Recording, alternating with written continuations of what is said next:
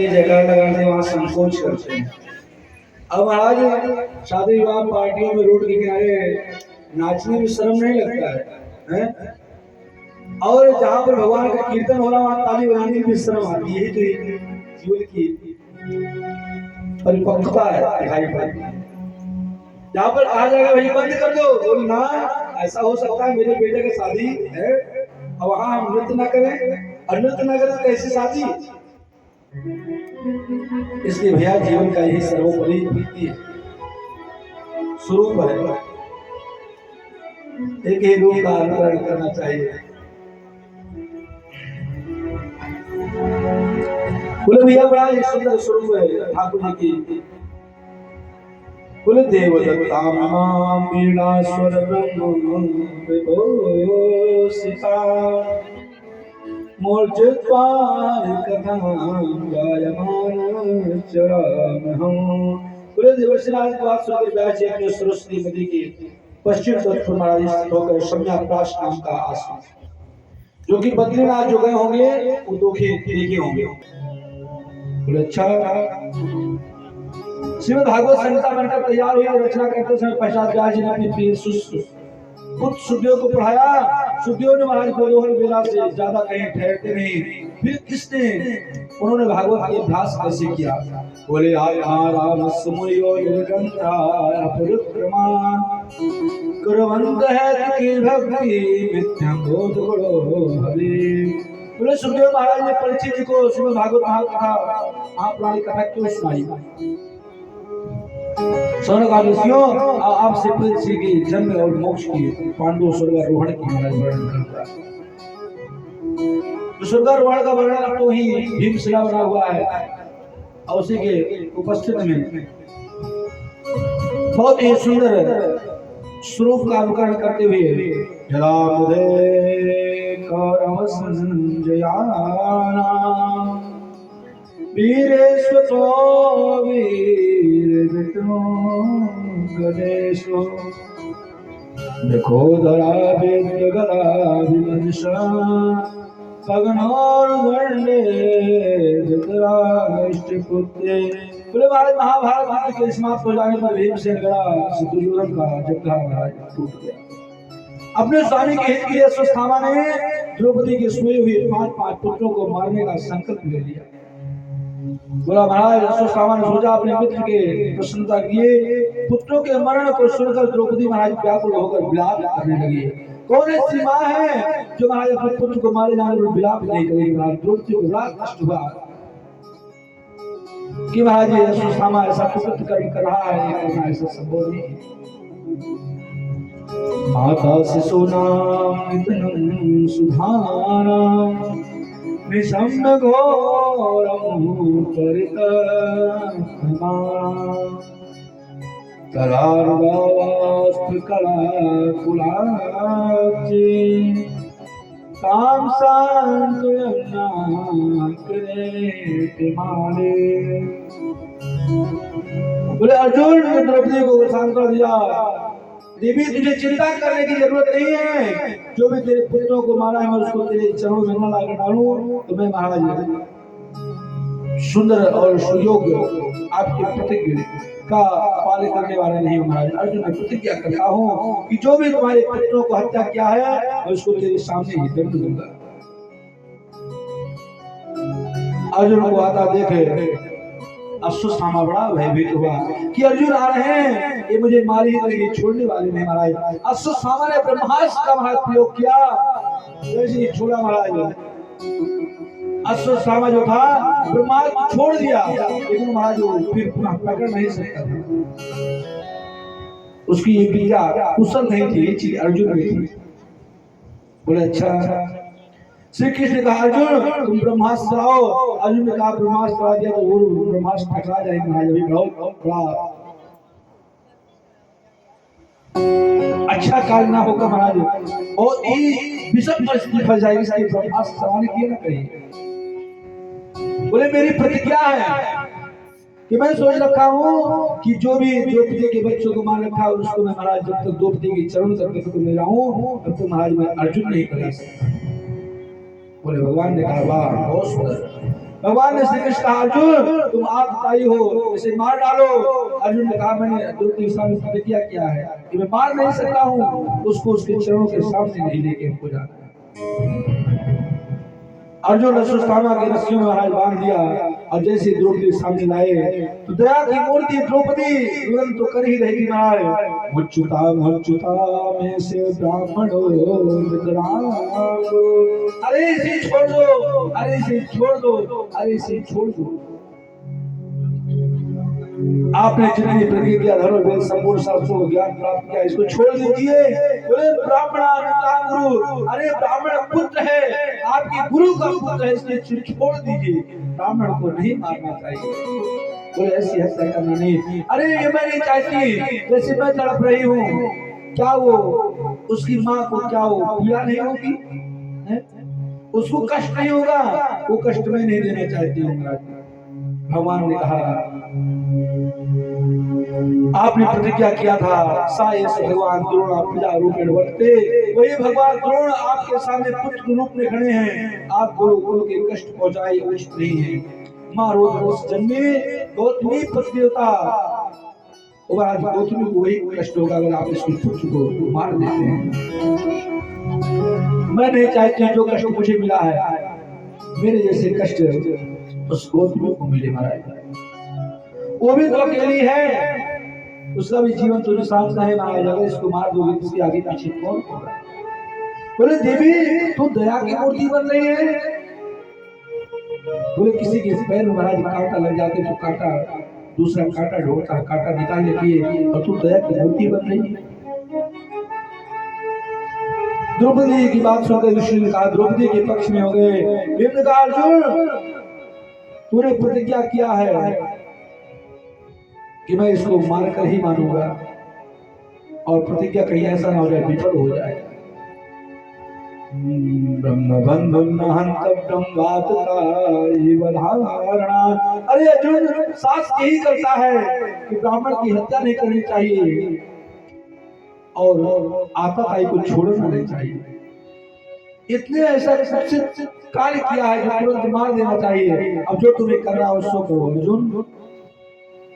अर्जुन कहते कन्हैया तू ना इधर के कहता ना उधर कहता, एक बार ब्राह्मण को मारना आना चाहिए, एक बार कहता आताताई को छोड़ना नहीं चाहिए। मैं क्या करूं क्या ना करूं अर्जुन, मुझे कुछ समझ नहीं आ रहा है। कन्हैया कुछ हमको बुद्धि बता। बोले ना मैंने जो गीता का ज्ञान दिया है उस गीता का ज्ञान का अनुभव करो, क्या करना है तुम्हें। तब अर्जुन को स्मरण आया, ओ अथवा हे अर्जुन ऐसे समझो ऋषि तुम्हारे बड़े भैया हैं, उनकी आज्ञा मानना तुम्हारा परम कर्तव्य है, किंतु ध्यान रखना अर्जुन तुमने प्रतिज्ञा की है उसे प्रतिज्ञा को भी सत्य करना है। अर्जुन भगवान की बात समझ नहीं पाए, फिर विचार आया क्या करें।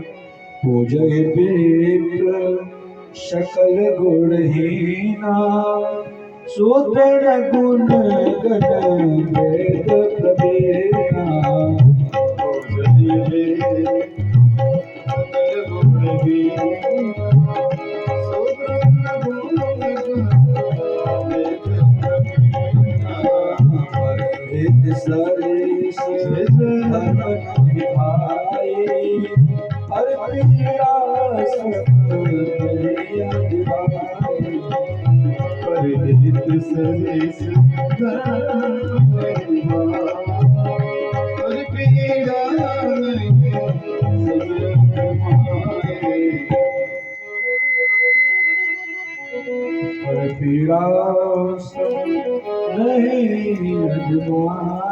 अरे भैया ब्राह्मण इसको छोड़ दो, इसको मारना नहीं चाहिए।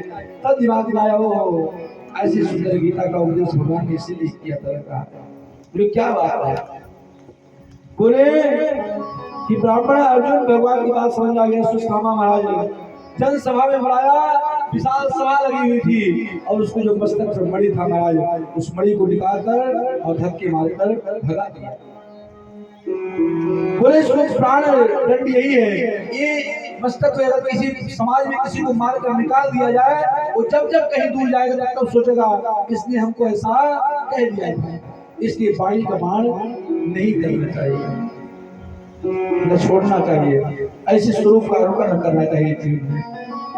अश्वत्थामा महाराज धक्के मार कर निकाल दिया गया। अश्वत्थामा पुनः महाराज क्रुद्ध होकर पांडवों के वंश का समूह नष्ट करने का मन में विचार बना लिया। अगर आप किसी को कष्ट देते हैं तुम्हारा जो हृदय में एक बना लेते इसको मारना ही पड़ेगा और मारूंगा समय आने पर। अब महाराज उसके हृदय में वेदना हुई, क्रुद्ध होकर पांडवों के वंश का समूह नष्ट करने का सोच लिया। देवी उत्तरायण गर्भ में नष्ट करने के लिए ब्रह्मास्त्र बना दिया। पाए पाए महायोगी देव देव जगतपते नान्यो तद भयो भविष्य यद्य मृत्यु परस्परम। बोले महायोगी देवाज में मेरी रक्षा कीजिए, मुझे इसकी चिंता नहीं कि मुझे ब्रह्मास्त्र चढ़ाकर नष्ट कर देगा, लेकिन आपका जो दिया हुआ शिशु है, स्वरूप है, इस वंश का रक्षा करने वाला एक ही बचा हुआ है, क्योंकि पांचों पांडव तुम्हारा जो स्वरूप में थे महाराज द्रौपदी के जो पुत्र थे वो तो मारे गए। अब कोई बचा हुआ तो एक ही बचा महाराज, उसके गर्भ में शिशु जो पल रहा है और उसको मारने के लिए अश्वत्थामा ने तैयारी कर दिया है। या उत्तरा जी भगवान की महायोगी कहती है, योगी वह होता जो पराकाय में प्रवेश करना चाहे महाराज, आप महायोगी हैं, अतः आप मेरी काय में प्रवेश होकर आप अपने भक्तों की रक्षा कीजिए। तेज भले ही मुझे जला दे किंतु गर्भ में जो नष्ट न कर पाए ऐसे प्रेरणा दो। भगवान महाराज अनुष्ट के स्वरूप में उपस्थित हो गए और उत्तरा के गर्भ में प्रवेश कर गए और गरा को इतना तेज घुमाए कि महाराज परीक्षण लग रहा है कि चक्र को घुमाया जा रहा है, चक्र को घुमाया जा रहा है। ऐसे स्वरूप में अंतरण कर दो।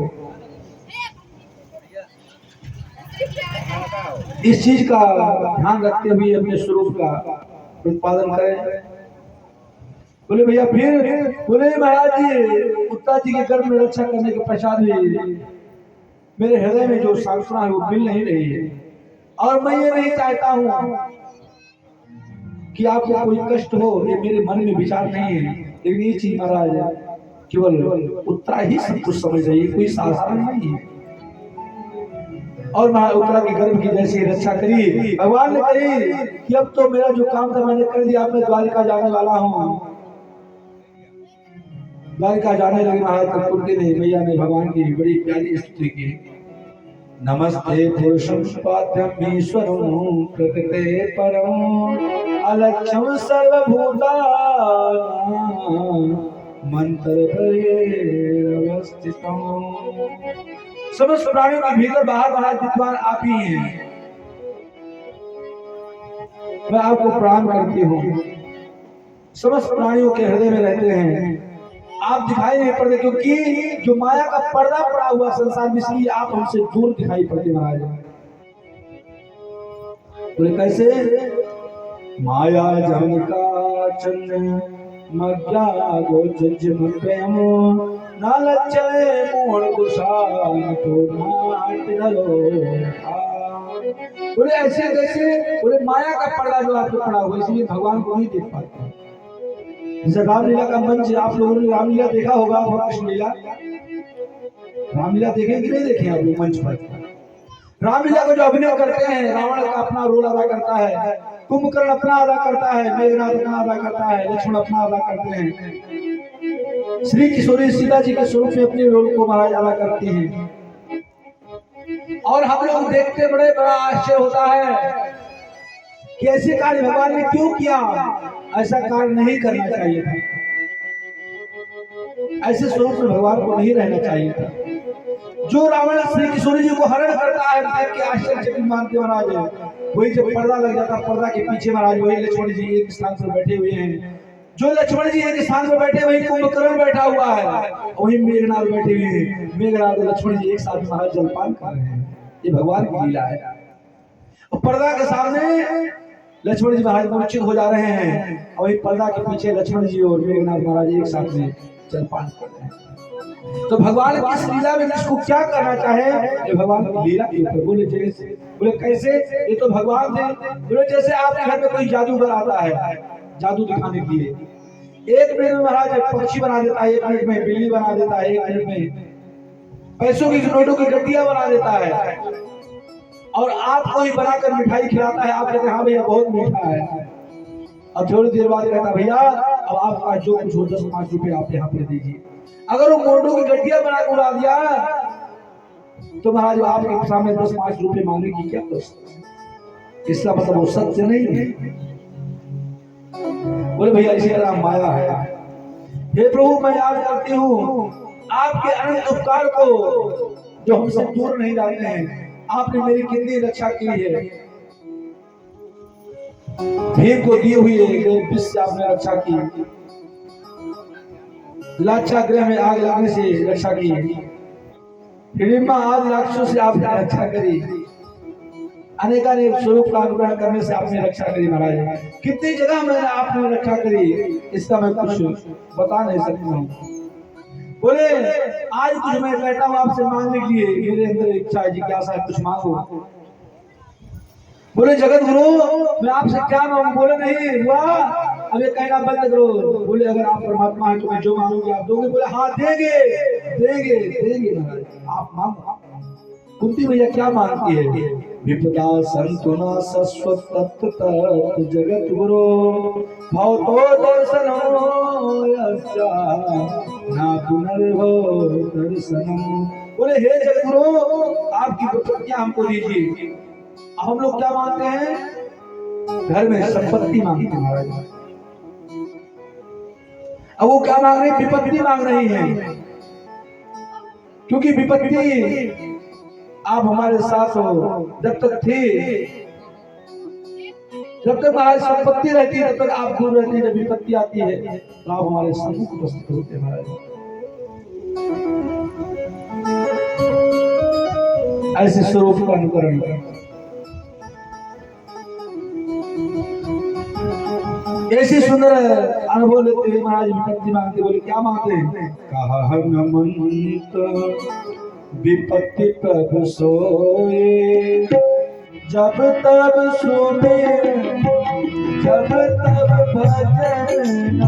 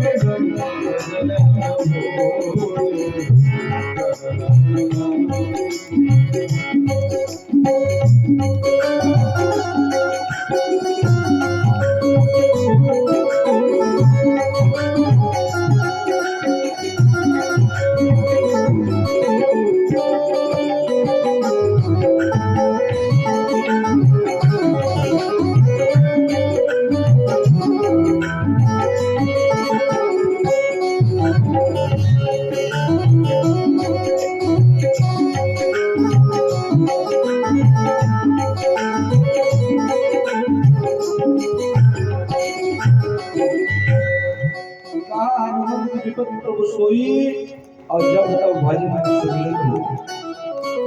बोले हमको विपत्तियां दीजिए भैया, हमको संपत्ति नहीं चाहिए। बोले क्यों? क्योंकि जब जब विपत्ति रहती है तब तक आपकी याद बनी रहती है, और संपत्ति आती है हम आपको भूल जाएंगे भैया। हम लोग क्या मांगते हैं? संपत्ति चाहिए। कोई विपत्ति मांगता है? कौन है जो भगवान से विपत्ति मांगता है? सोचे महाराज कैसी बात कर रहे हैं, विपत्ति तो वैसे संसार में पड़ी हुई है, मांगेंगे तो संपत्ति मांगेंगे, विपत्ति मांगकर क्या करेंगे? सुख के माथे सिर पड़े सो हरि हृदय से जा, बलिहारी या दुख को जो पल पल नाम रखा। बोले ऐसे सुख को क्या मांगना जो सुख आने से महाराज सारी परमात्मा का नाम भूल जाएगा। बोले ऐसी विपत्ति आए जो हमेशा आपका नाम बना रहे, दिमाग में स्थित रहे। ऐसी महाराज कैसी विपत्ति संपत्ति हमारे जीवन में होनी चाहिए। एक ही स्वरूप का अनुकरण करते महाराज। बोले क्या करें? आप जो मांगो। हे माधव अब पांडव यादव के प्रति मेरे संजय पास को काट दीजिए, ये मेरा ये तुम्हारा महाराज, इसको काट दीजिए। अपने हृदय से इस चीज को दूर कर लीजिए कि ये मेरा है और ये पराया है भैया। यही सबसे बड़ा मतलब होता है। बोले अच्छा। कुंती मैया स्त्री सुनकर महाराज भगवान श्री कृष्ण द्वारिका गए। एक दिन भगवान श्री कृष्ण ने देखा युधिष्ठिर प्राय उदास बने रहते हैं, क्योंकि स्वयं महाभारत के युद्ध का कारण बनते जा रहे महाराज। भगवान युधिष्ठिर आदि पितामह सब महाराज भीष्म के पास गए। बोले क्यों? बोले महाराज मेरी वाणी का इनके ऊपर कोई असर नहीं पड़ेगा, अगर कोई विशेष संस्था मान रहेगी तो हमारी वाणी का अनुकरण करेंगे। कैसे मैया अपने जीवन की मंगल कामना करते हैं, हम लोग भी महाराज। बोले पितामह भीष्म भगवान को प्रणाम करते युधिष्ठिर कहते राजन ऐसा साक्षात ईश्वर आदि पुरुषः। पितामह भीष्म अर्जुन से कहते अर्जुन तुम्हारा जीवन धन्य है। यम मन से मातुलेयम प्रियम यम सुहृतमो अकालो सचिवो दूतो श्रोधात वसाथे। बोले महाराज जिसका इनमें एक संबंध जुड़ जाए उसी से महाराज कल्याण हो जाता है। फिर तो तुम्हारे तो अनेक संबंध हैं, कभी तुम मामा का बेटा बना लेते हो, कभी मित्र बना लेते हो, कभी महाराज सारथी बनाकर रथ लगवा लेते हो, कभी गुरु बनाकर गीता ज्ञान देते हो महाराज, और कभी तुम्हारा साला बनाकर इनकी बहन से अपना विवाह कर लेते महाराज। अर्जुन तुम्हारा तो जीवन धन्य है। भगवान से कोई ना कोई संबंध होना चाहिए। भगवान से क्या होना चाहिए? कोई ना कोई संबंध होना चाहिए, चाहे माता का, चाहे पिता का, चाहे गुरु का, चाहे भाई का। अगर आपका कोई बड़ा भाई नहीं है तो आप हनुमान जी को बड़े भाई मान लीजिए। दादा है हमारे, कौन है? दादा है, हमसे बड़े हैं। राम जी को, किशोरी जी को अपने माता पिता मान लीजिए। आपकी बहन रहे किशोरी जी को बहन बना लीजिए। आपके परिवार में कोई स्वजन आपको समझाने वाला नहीं है तो भगवान को अपना सदस्य बना लीजिए। आप बनाकर देखिए तो, लेकिन ये क्यों कहने का विषय नहीं है, इसको हृदय से विचार करिए। और जिस दिन हृदय से आप बना लेंगे परमात्मा हमारा आपका अपना है, उसी दिन से आपका जीवन हमारा सब काम हो जाएगा। बोले कैसे? सदैव देव भगवान प्रत्यक्षता कलेवरम यावदिदं विनोदं प्रसन्नासारुणलोचनोलस मुखाम्बुजोधार चतुर्भुज। बोले मधुर मुस्कान आपका जो लाल लाल नेत्रों वाले मुखकमल वाले महाराज, जब मैं आपको शरीर को छोड़ूं तो मेरी एक ही जिज्ञासा है कि आप मेरे सम्मुख रहे, संसार का कोई प्राणी मेरे सम्मुख न रहे। बोले अच्छा। भीष्म का मेरी और कोई जिज्ञासा नहीं है, मेरी केवल एक जिज्ञासा है कि मेरी मृत्यु के समय केवल आपकी झांकी होनी चाहिए। ऐसी सुंदर ईश्वरी करते महाराज। फिर बोलते हैं भगवान श्री कृष्ण युधिष्ठिर इशारा किए, अच्छा समय आ गया है, जो पूछना चाहो तो पूछ लो। बोले धन पवित्र सेवा की धन पवित्र कर दान, मन पवित्र हरि भजन सो होत त्रिविध कल्याण। बोले तन पवित्र सेवा की, ये शरीर के शुद्धिकरण किससे होगा? बोले सेवा करने से, हमारा चकाचक माल पानी छानने से। और शरीर को 30 साल की उम्र के बाद में नमक चीनी पे संतुलन बनाकर रखना चाहिए, अगर अपने शरीर को स्वस्थ रखना है तो। और दाल चावल रोटी सब्जी कम खाए, हरे वस्तुओं का सेवन करना चाहिए। भोजन में सलाद का प्रयोग ज्यादा करना चाहिए तो शरीर आपका स्वस्थ बना रहेगा, कच्चा पदार्थ खाने का। ऐसे तो एक से एक संत महाराज कच्ची लौकी को भी महाराज प्रसाद स्वरूप में भक्षण करते हैं, वो शरीर को पौष्टिक आहार देता है। हमारे आपको जीवन में कष्ट देने वाला सबसे ज्यादा नमक और चीनी हो रहा है। नमक और चीनी को अगर आप छोड़ देंगे तो आपका शरीर स्वस्थ होता बना जाएगा। और नमक खाना है तो जो महाराज आप देखे होंगे सेंधा नमक एक पत्थर जैसे आता है, उसको घर में लाएं, उसका सेवन करें तो आपका शरीर स्वस्थ रहेगा।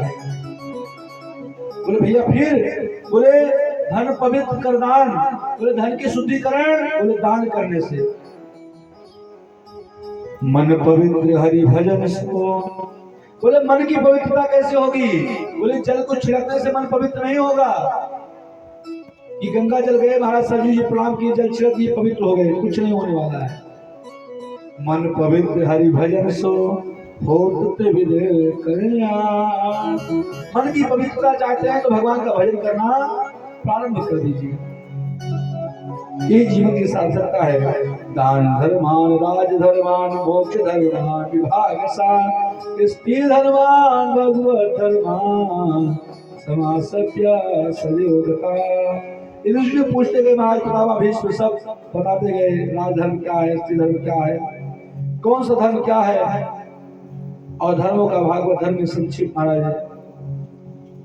बोले शरीर छोड़ने की बेला पितामह भीष्म की आई, भगवान श्री कृष्ण की महाराज 11 स्तुति करना प्रारंभ करते हैं। भगवान आता है तो महाराज मन जो होता मलिन हो जाता है। बोले अच्छा। महाराज ऐसी सुंदर स्तुति कर रहे थे, पितामह भीष्म गा रहे थे, और महाराज सुंदर बोले तीनों लोगों में सबसे सुंदर कमाल पत्नी के समान श्याम वर्ण हो महाराज, प्रातः काल सूर्य किरणों के समान हो, पीतांबर हो, अलंकृत हो। ऐसी मेरी प्रतिज्ञा है कि मेरी मृत्यु के समय केवल वही उसी की बाकी झांकी आनी चाहिए। आइए सुंदर भगवान पितामह भीष्म ऐसी स्तुति करते हैं। उस स्तुति का हम सभी लोग भी गुणानुवाद गाते हैं। उसके बाद शेष प्रसंग कथा के स्वरूप में उपस्थित होने का प्रयास करते हैं। क्या स्तुति अपने जीवन में हृदय से करते हैं, मन की भावना से करते हैं।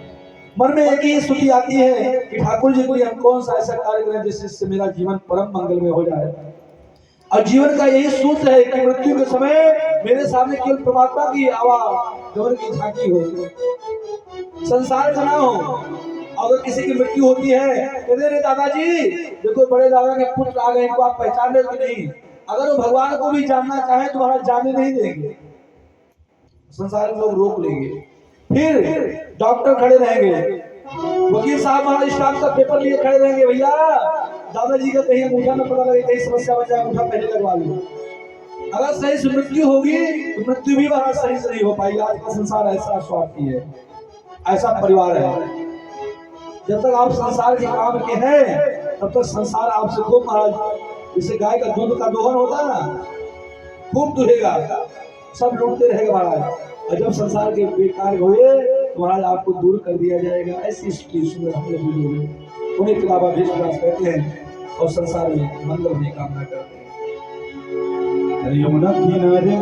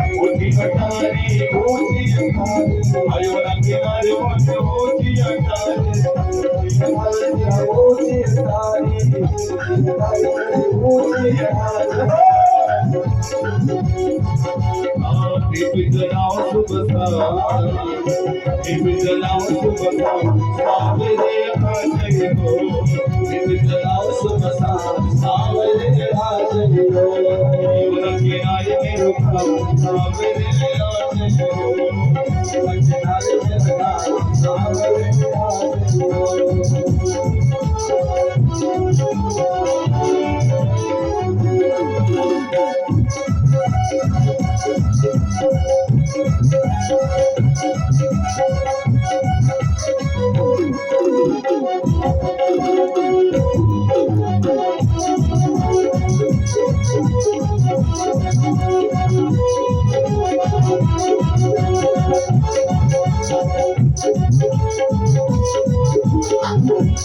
की बुन से लगाओ, मलमल की बुन से लगाओ, सिर लगाओ काना से लगाओ, सिर लगाओ काना से लगाओ, सुनाओ सुबह सुनाओ सुबह सावरे आज को, सुनाओ सुबह सावरे आज को, यमुना किनारे पे रुका सावरे आज को, यमुना किनारे पे रुका सावरे आज को।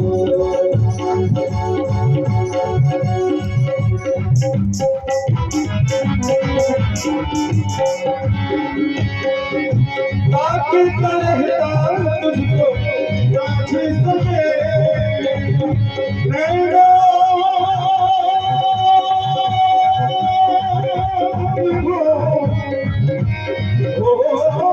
नैना में बसिया तेरे ओ नैना में बसिया तेरे ओ तेरे मस्त मस्त तेरे मस्त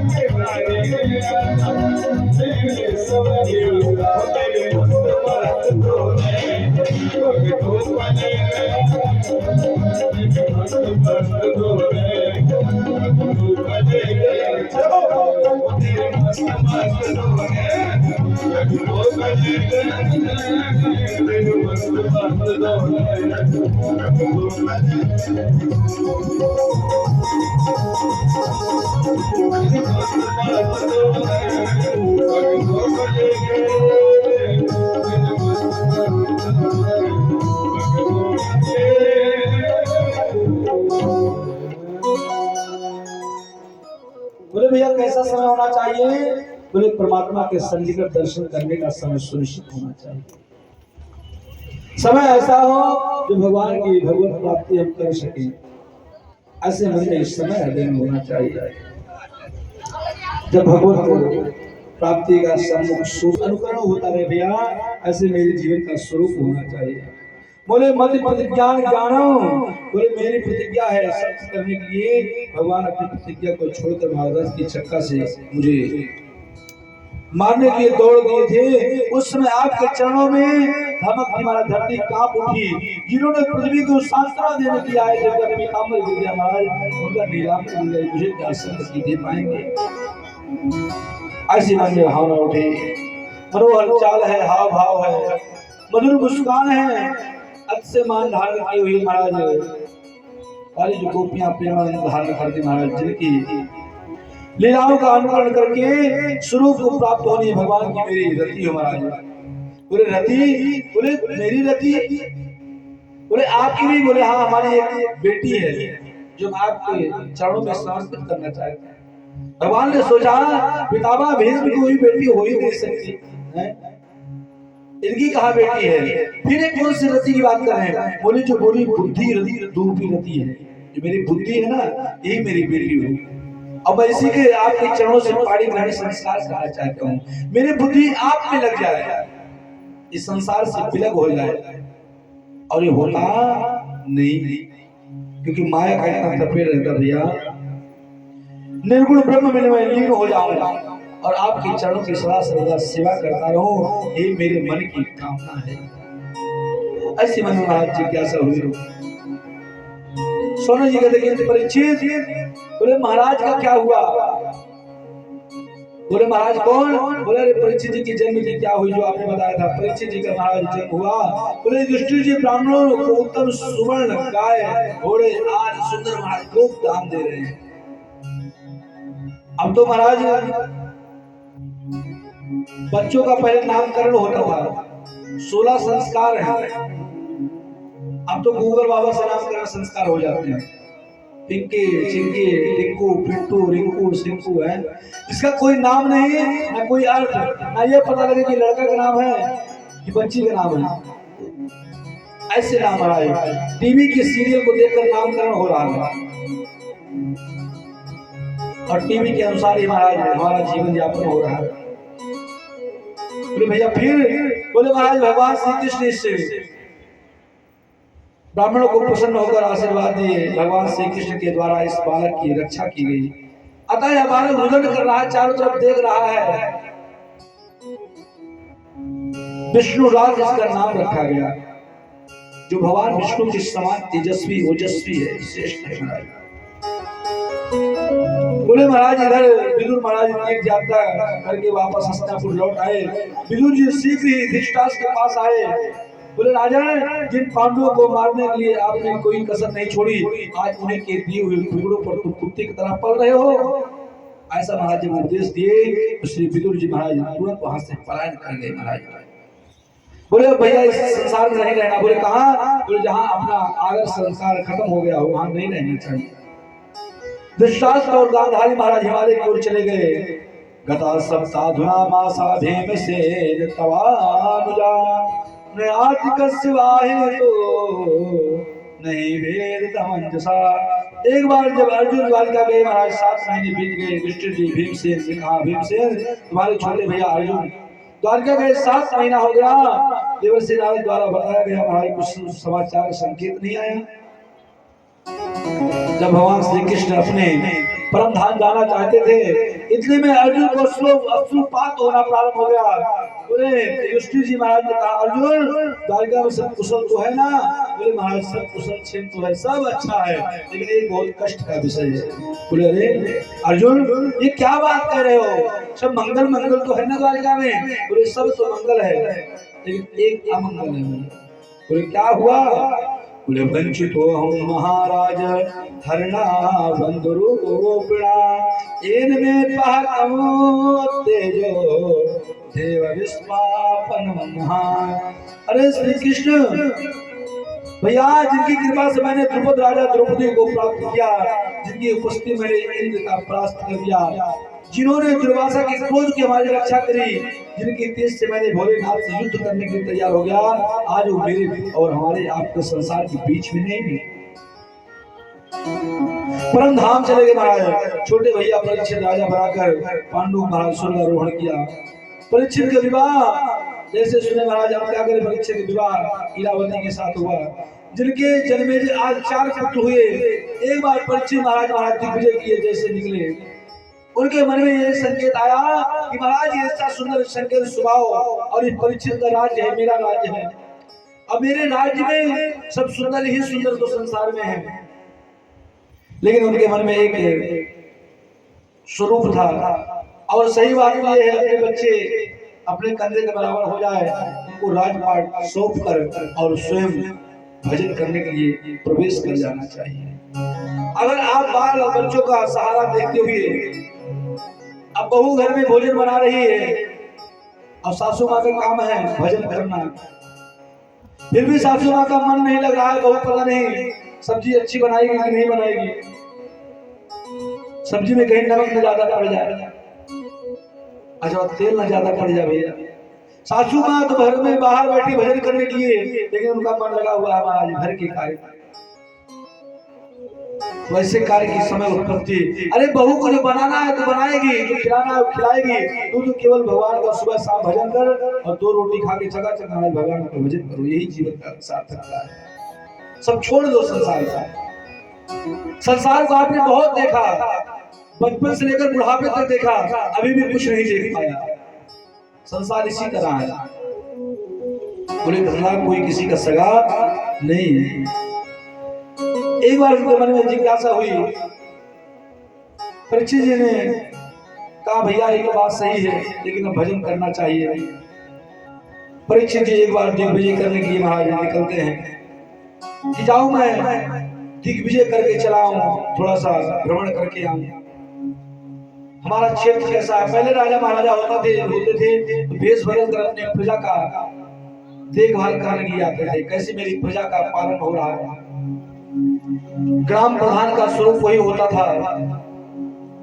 ये नहीं हमारे इस समाज में सुंदर कार्य को परिणित हो, अच्छा कार्य देखे कैसे कार्य चल रहा है कि नहीं चल रहा है, क्या स्वरूप चल रहा है, हमारी प्रजा का पालन हो रहा कि नहीं हो रहा। हमारा रूप बदल कर आते थे देखने के लिए।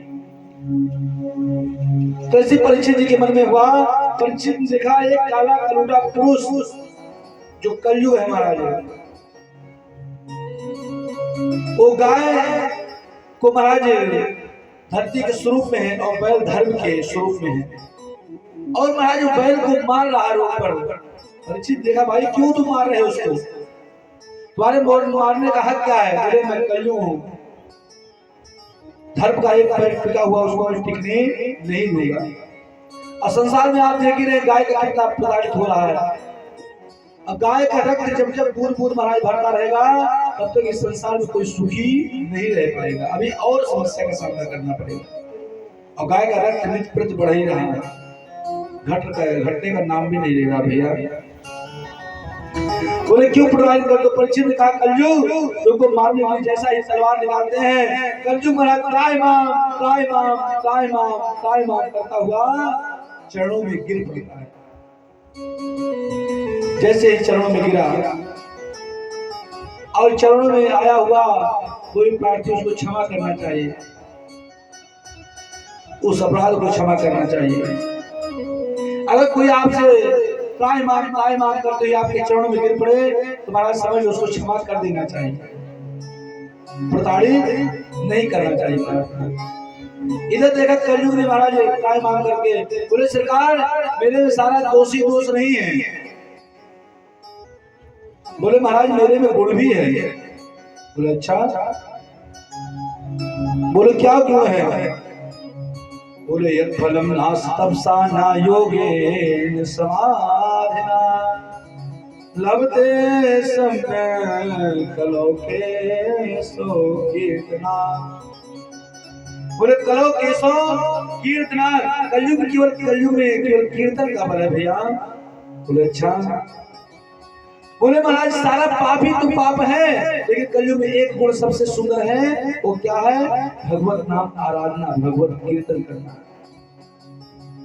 बोले अच्छा, ऐसा सुंदर कार्य। कलयुग महाराज उसके रूप में विमोहित हो गए, महाराज रूप पर आसक्त हो गए। बोले भैया हमको रहने के लिए स्थान दे दो। बोले जैसा तुम्हारा रूप है वैसे तुम्हें स्थान भी देते हैं। परीक्षित जी ने 4 रूप दिया कलयुग में रहने के लिए। बोले कौन कौन सा। दूधम पानम सुना यत्ता धर्म चतुर्विधा। बोले महाराज जहां युद्ध क्रीड़ा होता हो, द्योतम पानम अग्पया पानम समझ रहे वाले, जहां पर मदिरा का पान होता हो वहां पर कलयुग वास करता है। बोले जहां पर दुष्ट क्रीड़ा खेली जाती है, जुआ खेला, जहां ताश पत्ती खेली जाती हो वहां कलयुग का वास होता है। बोले जहां महाराज स्त्रियों का अपहरण होता है वहां कलयुग का वास होता है। बोले चौथा, बोले जहां पशुओं का वध होता है वहां कलयुग का वास होता है। 4 स्थान। बोले महाराज जैसा मैं काला कलूटा और आपने आशीर्वाद ही वैसा दिया 4 स्थान। बोले जैसे आप हो वैसे आपको रहने का स्थान दिया गया। बोले कैसा स्थान। बोले द्योतम कानम सुना यत्ता धर्म चतुर्विधा। बोले महाराज दुष्ट क्रीड़ा में जो श्रेष्ठ है वो आजकल दुष्ट क्रीड़ा सभी जगह चल रही है, जुआ सभी खेल रहे हैं, ताश पत्ती सभी खेल रहे हैं। बोले फिर बोले महाराज मदिरा का पान, जहां मदिरा का पान किया जाता हो बोले महाराज आज सभी जगह मदिरा का निर्माण हो रहा है, झूम बराबर झूम शराबी है, सभी पीकर महाराज मस्त है। नवरात्र में मैया का विसर्जन करने जाएंगे, अब महाराज बोलेंगे ऐसे लगेगा गिर पड़ेंगे नाली में, और जा रहे कहाँ माता जी का विसर्जन करने। ऐसे विसर्जन जाने से क्या फायदा कि स्वयं जाकर नदी में कूद जाओ, फिर कहेंगे भैया हमने तो किया लेकिन माता जी ने मेरी रक्षा नहीं करी। शादी विवाह करने जाएंगे और चाहे जितना सुंदर पैंट शूट पहने बढ़िया नृत्य करते घूमे, कोई इज्जत नहीं है। बोले क्यों? क्योंकि पया पान सब महाराज पान करके और झूम बराबी झूम शराबी गा रहे हैं, तो क्या वहां कलयुग ही वास कर रहा है। बोले भैया फिर बोले महाराज जहाँ स्त्रियों का अपहरण होता हो, आज स्त्रियों ऊपर अत्याचार विशेष चल रहा है समाज में। स्त्री को कभी स्वतंत्र नहीं रहना चाहिए, शास्त्र कहता है। बोले कैसे? बोले बचपन में माँ बाप के संरक्षण में रहना चाहिए, माता पिता के संरक्षण में। बोले युवावस्था में पति की संरक्षण में, और वृद्धावस्था में पुत्र की संरक्षण में। तभी स्त्री स्वतंत्र नहीं रहती, और स्त्री की स्वतंत्रता ही उसके बिगड़ने का कारण हो जाता है। बोले अच्छा। बोले फिर भैया बोले महाराज कभी कभी हमारे यहाँ बहुत अच्छे लोग आ जाते हैं, वीवीआईपी। मान लो कोई आ गया तो कम से कम एक आध कमरा लेट्रिन बाथरूम अटैच बढ़िया सुंदर तो हो, है? कोई मान लो आ ही गया तो कहाँ स्नान ध्यान करेगा, है? उसकी रूप रेखाएं कैसी होगी? बोले कम से कम उसके रहने की एक व्यवस्था तो बन जाए। बोले फिर बताओ। बोले महाराज कैसे स्नान ध्यान होगा, कैसे पवित्रता बन पाएगी जीवन की? बोले क्या चाहते हो? बोले सरकार हम एक चाहते हैं, हमको एक स्वर्ण में बांस दो। किसमें? स्वर्ण में। अब बोले माताएं सोचे महाराज कान में कर्णफूल पहनकर महाराज भ्रमण कर रहे हैं, कलयुग वास है। बोले भैया जो किसी को लूट कर कमाया हुआ धन होता है उसमें कलयुग वास करता है, लेकिन जो मेहनत में कमाया हुआ धन रहता है उसमें कलयुग वास नहीं। इसीलिए सोने का चोरी करना भी दोष है, और सोने को चोरी करना भी दोष है, और सोने को पाना भी दोष है। जितना चोरी करना दोष है उतना अगर स्वर्ण आपको मिल जाए तो महाराज तब भी पाप है। लेकिन महाराज अब इसमें स्वर्ण का भाव क्या चल रहा है? 1,40,000 है। अगर किसी को मिल जाएगा महाराज कहेगा अरे रखो, कहाँ चक्कर में पड़े हो? तो कलयुग होगा तब होगा। आप तो भी पाप करोगे तो उसका प्रायश्चित आपके बच्चों को करना पड़ेगा। होया पेड़ बबूल का तो आम कहाँ से हो? आपने पेड़ तो बबूल का लगाया है तो उसमें सुंदर आम कहाँ से आ जाएंगे? आम आएंगे जब आप आम का वृक्ष लगाएंगे तब आएंगे। ध्रुव जैसे बच्चे सबको चाहिए, प्रहलाद जैसे बच्चे सबको चाहिए, और सुनीति मां कोई बनने के लिए तैयार नहीं। जब सुनीति बनेगी नहीं तो ध्रुव जैसा पुत्र आएगा कहां से? पहले हमको बच्चों को नहीं बनाना है, पहले हमको स्वयं बनना है। हम स्वयं सुधरेंगे जग सुधर जाएगा, लेकिन हम जग को सुधारने के चक्कर में अपने आप को बर्बाद कर देते हैं। किसकी बहू ऐसी है, उसकी बहू ऐसी है, इसकी बेटी ऐसी है, इसकी बेटा ऐसा, इसका वो। अरे तुम क्यों देख रहे हो? आप अपने आप को सुधारो ना भाई, काहे दूसरे चक्कर में पड़े हुए? लेकिन हम भैया दूसरे को ज्यादा देखते हैं, अपना कम। दूसरे चुगली करने में जो आनंद आता है हमारा, जो मिठाई खाने में भी आनंद नहीं आता है। मिठाई खाने में पानी पी लेंगे वो आनंद खत्म हो जाएगा, लेकिन चुगली करने के बाद कोई दूसरा चुगली कर देगा तो ही आनंद फिर आ जाएगा। दूसरों को आनंद देने में, चुगली करने में, दूसरे दोस्त बुद्धि देखने में। अरे कौन ऐसा प्राणी जिसके अंदर गुण ही गुण है महाराज? किसी के अंदर कोई गुण है तो कोई अवगुण है, कोई अवगुण है तो कोई गुण है। आप उसको गुण को बोले कैसे? पहले जैसे माताएं चावल को नवीनीकरण करने के लिए सूप का इस्तेमाल करती नहीं करती, जो उसमें सुंदर वस्तु रहता है वो अंदर खींच लेता है, और जो हमारा कचरा रहता है उसको बाहर निकाल देता। सूप एक ही है, पदार्थ एक है, इसी तरह भगवान एक है भैया। बोले महाराज जैसे ही सोने में वास करने बोले प्रकाश को, अब महाराज कलयुग को सोने में वास मिल गया। अब परीक्षित जी आए, उनके मन में विचार आया कि हमारे बाप दादा के कमाए हुए रखे हुए धन की आज मैं तिजोरी खोलता हूँ, देखता हूँ क्या धन रखा हुआ है। और जैसे तिजोरी खोलते हैं तो जरासंध का मुकुट सामने रखा हुआ है। अरे बोले तो बड़ा सोने जड़ित मुकुट है, अगर इसको मैं पहनूंगा क्या करने के लिए रखा हुआ है? कि मेरे दादा परदादा कमाया हुआ चीज है, मैंने वो करूंगा कौन करेगा? और महाराज उसी मुकुट को परीक्षित जी सर पर पहन लिए महाराज। और जैसे परीक्षित जी पहने तुरंत महाराज कलयुग प्रवेश कर गया परीक्षित जी के ऊपर। अब बोले चलो शिकार करने चलते हैं। आज स्वर्ण का मुकुट पहनकर महाराज शिकार करने जाएंगे। अब शिकार करने जाते हैं महाराज, उपस्थित होते हैं, शिकार करते हैं, देखते हैं और इतना प्यास से पीड़ित हो जाते हैं, बेचैन हो जाते हैं, ढूंढते कहीं पानी मिल जाता तो हमको मेरा जीवन मंगल हो जाता है। भोजन ना मिले एक बार चल जाएगा, पानी पी के भी गुजारा हो सकता है, लेकिन महाराज बिना भजन और भोजन दोनों एक ही स्वरूप में उपस्थित रहते हैं। बोले भैया कैसे? अब मन में जिज्ञासा हुई महाराज, एक कामना का। परीक्षित जी उसी मुकुट को धारण करके महाराज शिकार खेलने चले गए। शिकार करते समय राजा परीक्षित के सम्मुख समीक मुनि महाराज बैठे हुए थे, समाधिस्थ थे, भगवान का भजन करने के लिए बैठे थे। परीक्षित जी के मन में आया कि राजा को देखकर भी राजा की सेवा नहीं कर रहा है, ये मेरी प्रजा है, मैं इसका राजा हूं, अहमता। अब मैं आया हूं उसके सम्मुख, ये मेरी सेवा नहीं कर रहा, मुझको देखकर अपने नेत्र को बंद कर लिया। देखो ये सही समाधि लगा रखा है कि झूठ मूठ का समाधि है। संजोग बस महाराज वही सर्प मरा हुआ डला हुआ था और अपने तीर से उठाए और समीक मुनि के गले में उस सर्प को डाल दिया। जैसे महाराज समीक मुनि के गले में पड़ा, समीक मुनि के गला में पड़ते ही समीक मुनि के पुत्र श्रृंगी क्रोध से आकुल हो गए। सब देख रहे थे, बोले अभी राजा परीक्षित आए थे, आपके पिता के गले में मरा हुआ सर्प डाल दिए। और श्रृंगी महाराज इतना क्रोधावेश आ गए, इतना स्वरूप में महाराज तुरंत नदी का जल लिया और जल लेके महाराज परीक्षित को साफ दे दिया। इतलंघित मर्यादा दक्ष का सप्तमे हरि पुराकारम यत्यादयतम।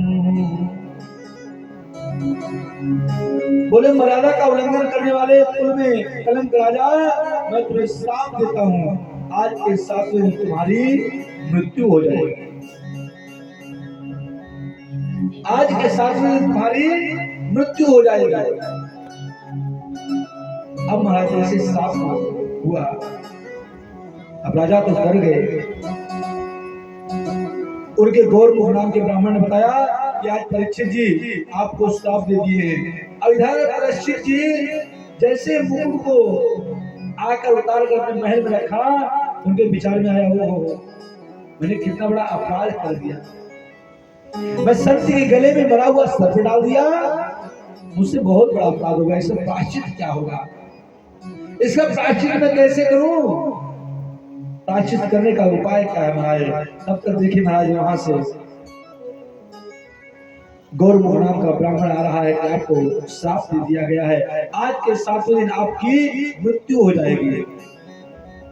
महाराज परीक्षित जी नाचने लगे, कूदने लगे, ढोल मजीरा बजाकर गाने बजाने लगे। महाराज बोले भैया सबके मृत्यु का समय तो सुनिश्चित नहीं, लेकिन मेरा समय तो सुनिश्चित होगा कि मैं 7 दिन में हमको कोई मारने वाला जन्म ही नहीं लिया है, मेरा 7 दिन अमर हो गया महाराज, अब 7 दिन मुझे कोई मारने वाला जन्म नहीं लिया है। खुश हो गए महाराज, अपनी राज्यसभा को अपने पुत्र को समर्पित करके और स्वयं महाराज नदी के किनारे महाराज पहुंच गए। इधर परीक्षित जी अपने कृत्य का प्रायश्चित कर ही रहे थे महाराज जीवन में।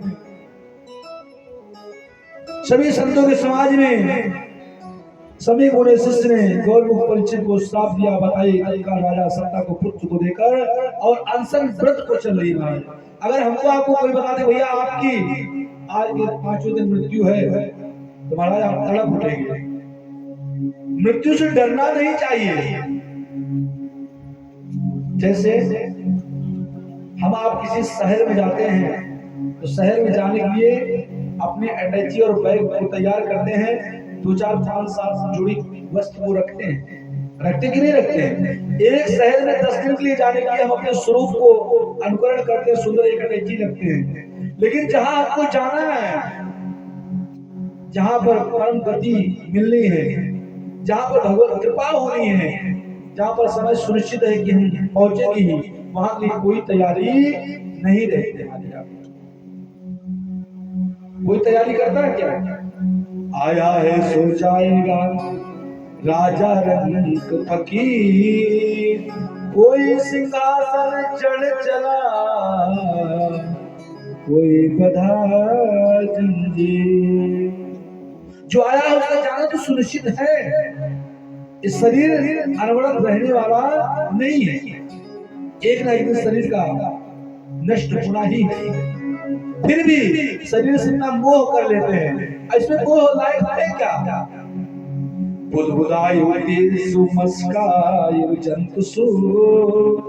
बोले शरीर कैसा है? बोले पानी के बलबुले के समान है, मच्छर के समान है। बोले इसके अंदर बोले हंस माल मज्जा पीप गंध सब कुछ हमारे शरीर के अंदर ही भरा हुआ है। भगवान ने थोड़ा पेंटिंग कर दिया बस चमड़े को, तो हम बड़ी सुंदरता को प्रतीक पाते हैं, और उसी सुंदरता में हम गुमान करते हैं कि मैं सबसे श्रेष्ठ हूँ, सबसे सुंदर हूँ समाज में। ये नहीं पता है, हार्ड माइंड का शरीर है। आपके स्वयं के शरीर को अगर चीरा लगा दिया जाए, आप अपने शरीर को स्वयं नहीं देख पाओगे, उसे तो बात ही अलग है। इतना गंदा शरीर है, लेकिन उसी में मेरा मन आ सकते हैं। बोले फिर संत महात्मा आए महाराज, श्री अनशन लगा दिए परीक्षित जी महाराज। अति वशिष्ठ शमन सरदा नरिष्ठने में बेगुरंग गिरासे पराशरगाद स्तोत्रम उदत्तेन्द्र प्रमदे बड़ा अंत्री जी हैं, वशिष्ठ जी हैं, बेगुरा सिंगी हैं, गौतमी है, कौशिक है, अनागा अनेक ऋषि महात्मा वहां पर विराजमान है। सब उसका अनुकरण कर रहे हैं। भैया कौन है? परीक्षित जी को साफ का समाचार सुनकर अत्रि वशिष्ठ महाराज सभी लोग महाराज आश्चर्यचकित हो जाते हैं। अब परीक्षित जी एक ही प्रश्न करते हैं, भैया मरने वाले को क्या करना चाहिए? सुखदेव भगवान बड़े खुश हो गए, बड़े बाप आपने संसार के कल्याण के लिए ऐसा सुंदर प्रश्न किया है। केवल परीक्षित को ही नहीं मरना है, हमको और आपको सबको जाना है। बोले मरने वाले को क्या करना चाहिए? बोले दूसरा, और जिसके पास केवल 7 ही दिन हो उसको क्या करना चाहिए? अब महाराज बड़े बड़े ऋषि महात्मा इसका उत्तर नहीं दे पा रहे हैं, सोच रहे कौन सा उत्तर दिया जाए, क्या उत्तर दिया जाए, किसको कौन सा उत्तर दे। कोई उत्तर देने में सामर्थ्य नहीं हो रही किसी की बुद्धि। अब इतने में देखते हैं कि 16 वर्षीय सुखदेव भगवान, जिनके महाराज शरीर पर वस्त्र भी नहीं है, एक कौपी लगाए हुए, एक हाथ में कमंडल लिए हुए आ रहे हैं, और छोटे छोटे बच्चे नंगा बाबा कर महाराज दौड़ा रहे हैं। और उनके आते ही सारे महात्मा ऋषि मुनि सब आज अपने स्थान पर खड़े हो गए। बोले आज इतने बड़े बड़े ऋषि महात्मा सभी अपने स्थान पर खड़े हो गए। बोले महाराज उनके पिता स्वयं पराशर जी भी वहां पर उपस्थित हैं, स्वयं वेद व्यास जी महाराज जी वहां पर उपस्थित हैं, लेकिन कोई उत्तर देने में परिपूर्ण स्वरूप का अनुकरण नहीं कर पा रहे। अब जीवन का भैया यही स्वरूप है। संत महात्मा ही चाहे तो हो सकता है। बोले कैसे? बोले अभिवादन शीलस्त नित्यम वृद्धो प्रसे बिना चत्वार तस्या वर्धन्ते आयुर्विद्या यशो बलम। बोले अभिवादन शीलस्य, बड़ों का सादा सत्कार सम्मान करना, अभिवादन करना, शील स्वरूप का अनुकरण करना, और नित्यम वृद्धोप सेवना, अपने बड़े बुजुर्गों का सम्मान करना। ये नहीं महाराज गर्मा गर्म पकौड़ी बन रही हो घर में किचन में और महाराज नमक के बहाना उसको पहले टेस्ट कर लिया जाए 2-4 पकौड़ी, फिर बाबा जी को पकौड़ी दिया जाए। बोले कैसे? बोले अभिवादन से पहले महाराज अपने बड़े बुजुर्गों को पवाया जाए, फिर बच्चों को पवाया जाए, फिर स्वयं खाया जाए। जो घर के मुखिया होते हैं, जो बनाने वाले होते हैं, उनका यही लक्ष्य होता है, पहले बड़े बुजुर्गों का सम्मान करें, फिर बच्चों का। अगर रसोई में बचा हुआ तब भोजन करें, और नहीं तो जलपान करके सो जाए। ये हमारा स्वरूप होता है। बोले भैया इससे क्या होता है? बोले तस्या चत्वारि तस्या वर्धन्ते आयुर्विद्या यशो बलम्। हमारा आयु, विद्या, यश और बल सब कुछ हमको महाराज प्राप्त हो जाता है केवल बड़ों का सम्मान करने मात्र से ही। अब तो महाराज एक और सुविधा है, प्रणाम करेंगे कहाँ? महाराज घुटनों को छूते हैं। प्रणाम किसको करते हैं? घुटने में। अच्छा घुटने में माता जी, घुटने में क्या है? घुटने में क्या होता है? गठिया होती है, दर्द होता है, होता है नहीं होता? तो घुटने को छुएंगे और महाराज अपने हृदय से लगाते हैं। एक संत भगवान महाराज कह रहे थे ये कि महाराज वो सोचते हैं आपके घुटने जल्दी टूटे और मेरा जो छाती है जल्दी जल्दी शीतल हो जाए भैया, इसलिए सब लोग घुटना को छूकर प्रणाम करते हैं, शीतल हो। आपके घुटने टूटने से भी उसको शांति मिल जाएगी, वो तो चाह ही रहा है। तुम ना रहो घर तुम्हारा कब्जा कर ले, तुम छोड़ दो, तुम्हारा पूरा धन वैभव खेत बाड़ी महाराज सब अनुभव कर ले, उपस्थित कर ले। ऐसी मन में महाराज प्रेरणा हुई। बोले फिर कैसे? बोले सुख काष्ठानि मूर्खा से नानमन्ति कदाचन। सुख काष्ठानि मूर्खा से नानमन्ति कदाचन नमन्ते फलिनो वृक्षा नमन्तो गुणिनो जना। बोले महाराज कैसे? बोले फलदार वो वृक्ष वो शोभाकार होता है जो महाराज झुका होता है। और झुका कौन होता है? जिस वृक्ष में फल होता है। हमारा सूखा तो मूर्ति की पहचान होती है, अकड़, जिसके अंदर कुछ नहीं है तो झूठे महाराज अकड़ का घूमता रहेगा और है कुछ नहीं। इसलिए महाराज ऐसे स्वरूप का अनुकरण करना चाहिए जीवन में। और जीवन में आप लोग बच्चों को बचपन में नहीं बचपन में सुधारने का प्रयास करो। माताएं विशेष ध्यान दें। पहले गुरु बच्चों की माँ होती है। बोले कैसे? बोले लाले पंचवर्षाणि 10 वर्षाणि ताड़े। लालेक पंचवर्षाणि 5 वर्ष की अवस्था तक ही केवल बच्चों को प्यार करना चाहिए। कितने वर्ष तक? 5 वर्ष तक। और 5 से 10 वर्ष तक उसके दोनों गाल को लाल कर देना चाहिए। समझ नहीं मिल रहा? अगर बच्चा ना सुने तुरंत तड़ाका लगाओ, 1 सेकंड में लेट करना। अगर लेट किए तो समझ लो आप अपने लिए भविष्य में समस्या का जड़ बना रहे हो। जैसा कुछ बोले तुरंत महाराज एक हाथ उठाओ, दूसरा हाथ छप जाए। बोले कितने वर्ष तक? बोले 10 वर्ष तक।